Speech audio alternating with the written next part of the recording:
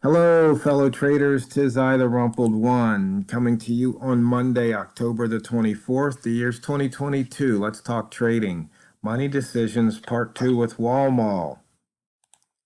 As always, these videos are for educational purposes only. Your results may differ from mine and different from Walmal's. Walmal, we ran out of time on the part 1. Yeah, we tend to do that a lot, don't we?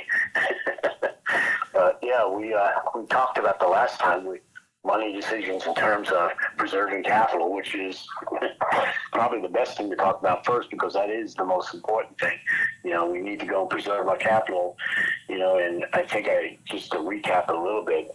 The whole idea that when you get into a trade, you should have some things laid out and how much you're willing to go and lose in that particular trade. And I probably said something, a little bit controversial when I said the amount that you're willing to lose on that particular trade is the amount of money that you're willing to go and literally take out of your billfold, walk out to the street and set it on fire. And that's all you should be willing to go and lose on a trade. That way you don't have emotions and everything else playing into it. Then you should also have things in place in terms of how much you're willing to lose for the day. That can be more than what you're willing to lose or burn in the street, but I wouldn't suggest too much more. And then because the whole idea is just to preserve your capital and preserve your mind, preserve the way you're thinking, so that you don't go into the next trade.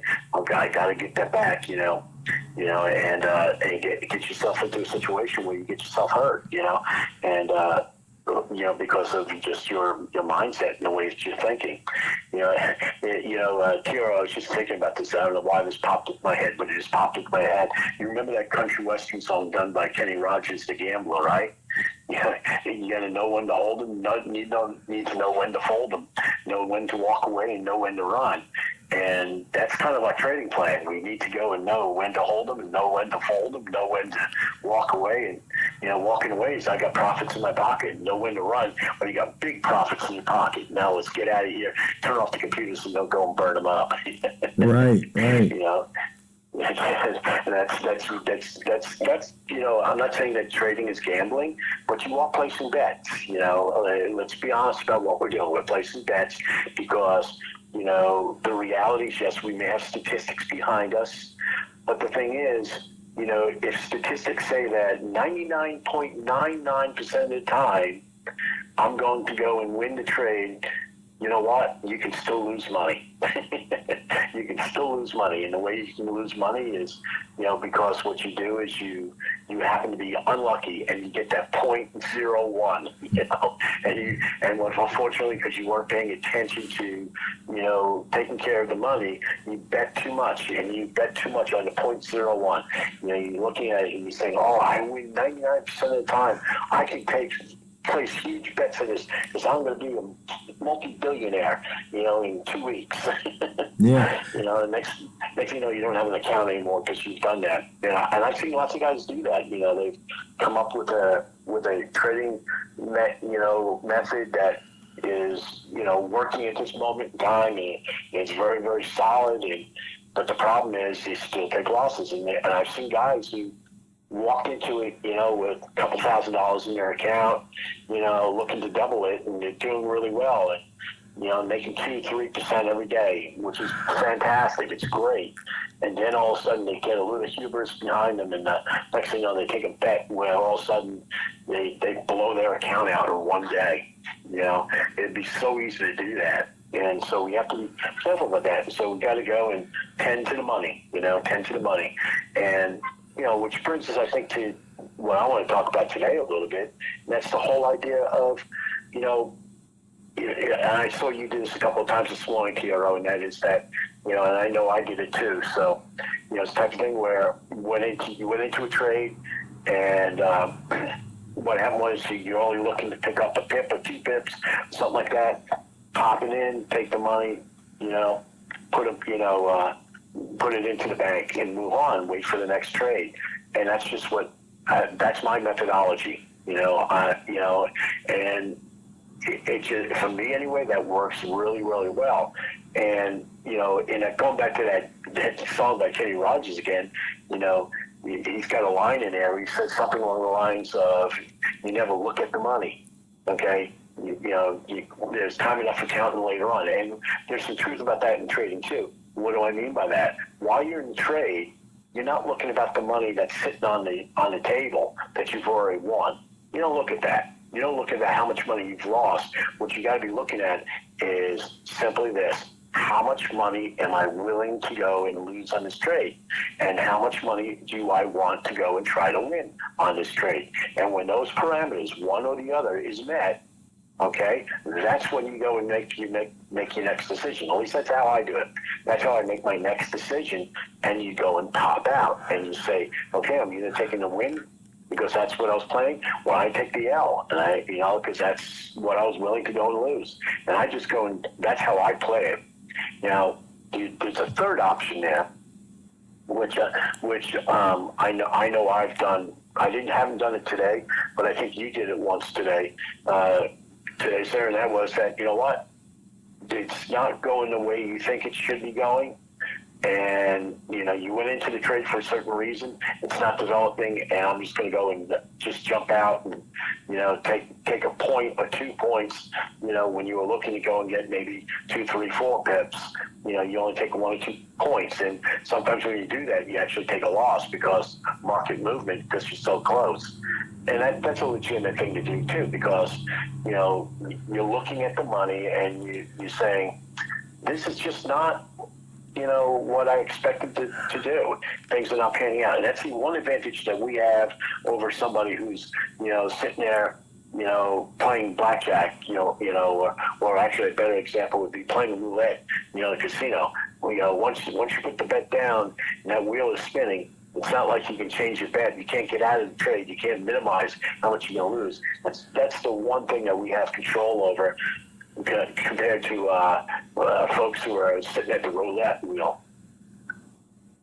Right. One of the things we're back at that 1.1300 again, and remember a little about 3 or 4 minutes I was thinking about going long, and then I passed, and now it just shot up. And unfortunately, we're working on the video, so I didn't get to partake in that.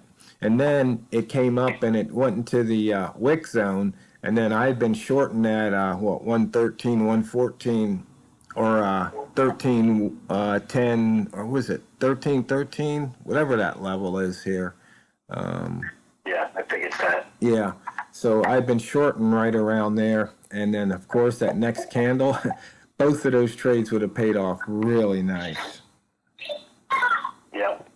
And then here's another 13 for 2 pips. Yeah. And just, you just stack them up, stack them up, stack them up. And there it just launched. And then it just launched right there. That was like right, and you could have gone. Yeah. Yeah. And the thing is, if you get lucky enough, and this is where the luck comes in, because at least for me, and with my style of trading, this is where the luck comes in. I didn't exit out at that point in time, and it ran up for me. And so instead of getting my 2 pips or 3 pips, I wound up getting a 5 pipper. For me, normally when I get the 5 pipper, it's pure luck because I just didn't get a chance to go and exit out right. I didn't move quick enough. I didn't react quick enough, and then I'm really happy. But the problem is, that's why I'm saying that you need to go and be constantly concentrating and paying attention, because it could have just as easily gone 5 pips the other direction. That's right. Well, like that one trade when I had told you earlier, there was a missed H4 pivot around 1284, and then we saw this big candle that ran up 40 pips. Oh yeah. Yeah, that's sort of like, and I even said to you at the time, it's the type of thing where it's going to go, even though that 1284, which was that missed pivot that actually got filled, and it had gotten filled by that point in time, I said, it's still going to react at that level. It's still going to react there because it's just what it does. It tends to do that, and eventually it doesn't have any reaction at that point anymore, but for the foreseeable future, for a little bit anyway, it's going to do that.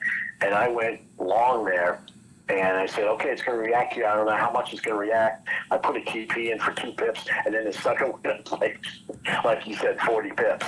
Yeah. You know, and that's the thing though. You gotta, you know, you can't let that bother you. You know, because the thing is, you know, just concentrate on making the money. You know, don't concentrate on the money. You know, as you like to say, don't concentrate on the shrimp that just came out to the buffet bar and you're too full to go out and get any, or worse than that, you know, the shrimp came out to the buffet bar and the big guy gets in front of you and he takes all the shrimp, all the fresh shrimp, and you're left with nothing. No, usually it's like I'll get the know? last two shrimp on the table, and then I'm turning away, and that's when the doors swing open, and there's two waiters carrying two trays of shrimp. It's like, son of a Exactly. gun. Yeah, you know, and you just gotta, you know, you gotta be patient, and you gotta be willing to just go and, you know, just take what you can get, you know, which reminds me, you know, a little bit about this whole idea with looking at the money. You got to be patient with the whole thing. You know, I'm sitting there, I got a, you know, a 3-year-old grandson, you know, and same thing in his development stage right now, what he's learning to do is be patient. You know, he knows how to do things, and, you know, and, but at the same time, he's not patient sometimes. I mean, I can take 25-piece puzzles and mix 2 or 3 of them together, and he'll actually go and put all 3 of them together from that mix. But sometimes he gets a little frustrated, and he doesn't have the patience, and he starts trying to push pieces in where pieces don't belong, and he winds up either wrecking the piece or getting frustrated and going off into the corner and crying and saying, "Pa, pa, pa," you know. You know.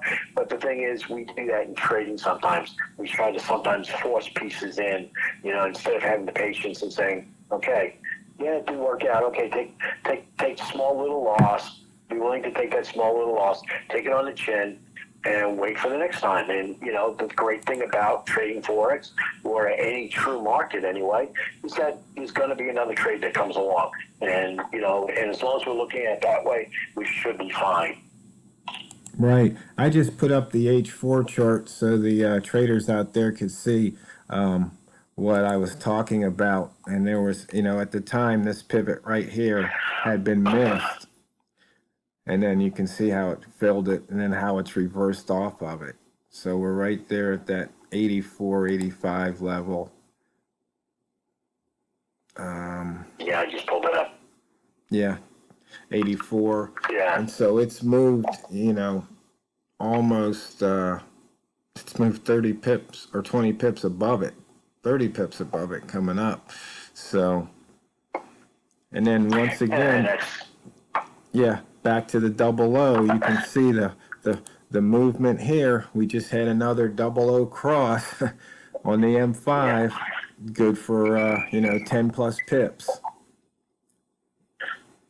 And that's the thing, you know, like I was saying, you just got to have the patience, wait for the trade, don't force the trade.